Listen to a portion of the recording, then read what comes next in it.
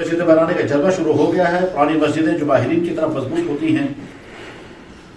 اس پر میں عرض کرتا ہوں, میں پچھلے ہفتے ایک سیمینار میں گیا تھا, جگہ کا نام ہے برہان پور. تو وہاں ایک مسجد ہم نے دیکھی جس مسجد میں ایسے پتھر لگے ہوئے ہیں جو پتھر لوہے سے زیادہ سخت ہے.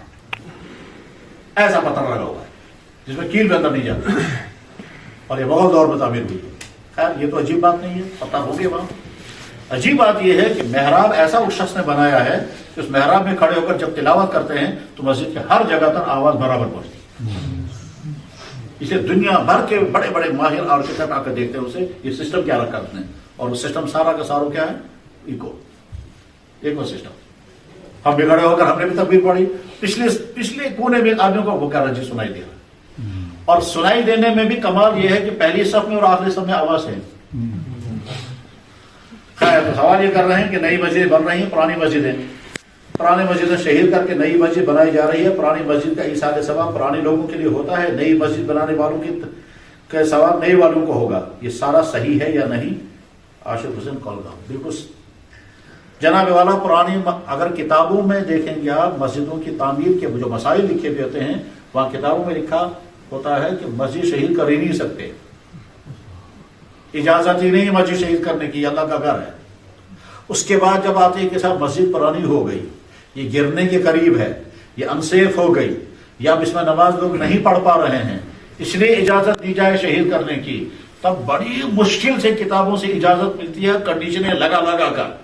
اس میں کہتے ہیں شہید مت کرو, اس میں ایکسٹینشن کرو, شہید مت کرو ایکسٹینشن کرو. کہنے لگے جی ایکسٹینشن سے بھی مسئلہ حل نہیں ہوگا. تب کہا جاتا ہے اب اس کو شہید کرو اور اس کے ایک ایک چیز محفوظ رکھو اور نئی مسجد اس کو استعمال کرو تاکہ پرانے لوگوں کا ثواب پھر چالو رہے.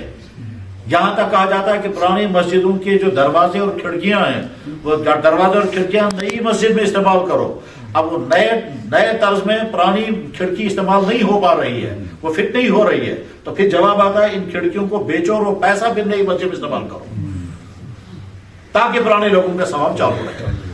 بہرحال جب بھی کسی جگہ کے لوگوں کو نئی مسجد بنانی ہوتی ہے ان کو پہلے شریعت سے پوری گائیڈنس لینی چاہیے ایک ایک چیز کے بارے میں, اس کے بعد پھر پرانی مسجد کو شہید کر کے نئی مسجد بنا دیں. ورنہ سب سے پہلا سوال یہ ہے آپ نئی مسجد کیوں بنا رہے ہیں؟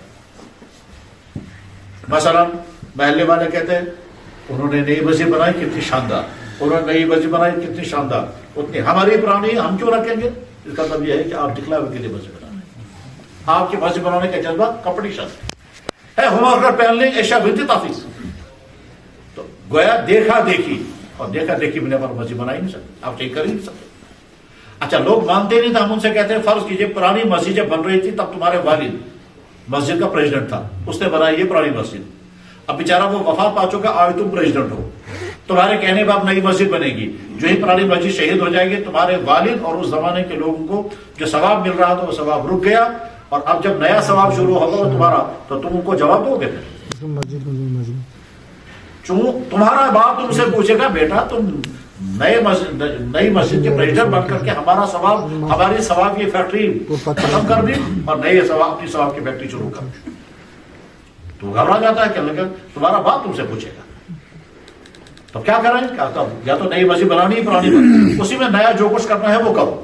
لیکن اگر کوئی شکل نہیں ہے, مجھے تو یاد ہے دیوبند میں تھے, ہم دیوبند میں تھے, ہمارے ساتھی ہیں مولانا ثناء اللہ صاحب, وہ مسجد میں امام تھے. اس مسجد کو نیا تعمیر کرنے کا دیوبند میں ارادہ کیا گیا, تو جو اس زمانے میں دیوبند میں سب سے بڑے عالم تھے حضرت مولانا قاری محمد طیب صاحب رحمۃ اللہ علیہ, وہ شاگرد تھے علامہ انور شاہ صاحب کے, وہ یہاں کشمیر میں تشریف لائے ہیں, حضرت میں ان کے بیانات ہوئے ہیں, جامع مسجد میں ان کے بیانات ہوئے ہیں. یہاں بہت بڑا سیمینار ہوا تھا علامہ انور شاہ صاحب, اور اس میں علامہ حضرت مولانا قاری طیب صاحب تشریف لائے تھے. تو حضرت مولانا قاری طیب صاحب کی خدمت میں محلے والے گئے کہ حضرت ہم نئی مسجد تعمیر کر رہے ہیں, سنگ بنیاد آپ کو رکھنا ہے. تو حضرت فرمایا پہلے دارالاسلام سے فتویٰ لے کر کے آؤ, نئی مسجد شہید کرنے, پرانی مسجد شہید کرنے کی جب اجازت مل جائے گی فتویٰ مجھے دکھاؤ تب میں آؤں گا. گئے وہ مفتیوں کے بعد, مفتی کہہ رہے ہیں پہلے وجہ بتاؤ کیوں شہید کرو گے. ہم اس زمانے میں دیوبند میں پڑھتے تھے, میں بھی مسجد میں امام تھا, مولوی ثناء اللہ کی مسجد میں ہوا. یہ محلے والے اب جناب اس لیے مسجد, وہ کہہ رہے ہیں یہ وجوہات ہے نہیں مسجد کو شہید کرنے. جی پرانی ہو گئے, کہہ لگا پرانے ہو گئے, گھر بھی پرانے ہو جاتے. وہ کہہ رہے جی پرانے ہو گئے, کہہ لگا ہم بھی پرانے ہیں, ہم کون سے نئے ہیں. اس کے بعد پھر محلے والوں نے میٹنگ کی، بھائی کیا بتائیں؟ آخر میں محلے والوں کی طرف سے کہا کہ لگا جی مسجد چھوٹی ہے، محلے کی آبادی اتنی ہے، نمازی اتنے آتے ہیں اور تقریباً ہر نماز میں لوگوں کو باہر نماز پڑھنی پڑتی ہے، یہ ہے مشکل۔ تو مفتی نے کہا ہاں یہ ہے وجہ، اب وجہ معتبر آ گئی۔ پھر انہوں نے کہا اب اس مسجد میں ایکسٹینشن کرو، شہید مت کرو۔ تو انہوں نے کہا کہ جی دائیں طرف ایکسٹینشن اس میں یہ پریشانی ہے، بائیں طرف ایکسٹینشن کریں اس میں یہ پریشانی ہے، اور اس میں برابر نہیں آ رہا ہے۔ بہرحال جب بڑی مشکلوں سے ان کو مفتیوں کو بنوایا تب مفتیوں کی طرف سے فتویٰ آیا اب آپ مسجد شہید کر سکتے ہو۔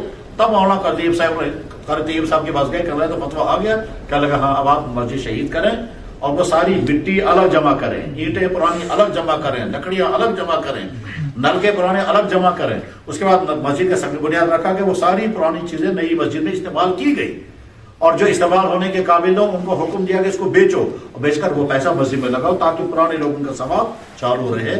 یہ ہے پرانی مسجد کو شہید کر کے نئی مسجد تعمیر کرنے کا اصول، اور یہ ساری ذمہ داری ہوتی ہے مسجد کی انتظامیہ کے کندھوں پر۔ اور مسجد کی انتظامیہ کی ذمہ داری اتنی بڑی ہے کہ مسجد نبوی کی انتظامیہ کے سربراہ خود جناب رسول اکرم صلی اللہ علیہ وسلم اور صحابہ سے مشورہ کر کے تعمیر کرتے تھے۔ چانچہ جب مسجد نبی تعمیر ہوئی 7 سال کے بعد مسجد تنگ پڑ گئی تو اللہ کے نبی اعظم نے تجدید نہیں کی، توسیع کی، مسجد کو شہید کر کے نیا نہیں بنایا بلکہ اس میں ایکسٹینشن کیا، اور وہ ایکسٹینشن وہ تو مسجد نبی ہے، اس لیے اس کی ایک ایک چیز کی تاریخ ہے۔ حضور کے زمانے میں مسجد کہاں سے کہاں تک تھی، پھر کون سے سن میں ایکسٹینشن کہاں تک ہوا، پھر حضرت فاروق اعظم کے زمانے میں ایکسٹینشن کہاں ہوا، پھر عثمان غنی کے زمانے میں ایکسٹینشن کتنا ہوا، پھر فلانے خلیفہ کے زمانے میں کتنا ہوا، پھر ہوتے ہوتے آج تک but by but step by step کیا کیا تعمیرات ہوئی ہیں وہ سارا ریکارڈ ہے۔ وہ تو ہمارے سامنے نہیں ہے، ورنہ وہاں تو ایک ایک چیز، وہاں تو تاریخ کی بھی تاریخ لکھی ہوئی ہے، اگر تک پروف جو تاکتش ہسٹری لگی یہ کہاں کب خریدا گیا، کون سے ملک سے خریدا گیا، اس کے پیچھے یہ جو ہے ٹیکنالوجی کون سی استعمال ہوئی ہے، اور یہ تالا جو ہے وہ چابی کہاں، اس کی سب ہر چیز کی تاریخ ہے۔ بہرحال مسجد انتظامیہ والوں کو چاہیے کہ انتظام چلاتے وقت وہ شریعت کے اصولوں کو فالو کریں، اور جہاں معلوم نہ ہو وہاں معلوم کریں، معلوم کر کے عمل کریں۔ اللہ تعالیٰ عمل کی توفیق نصیب فرمائے۔ وآخر دعوانا الحمدللہ رب العالمین۔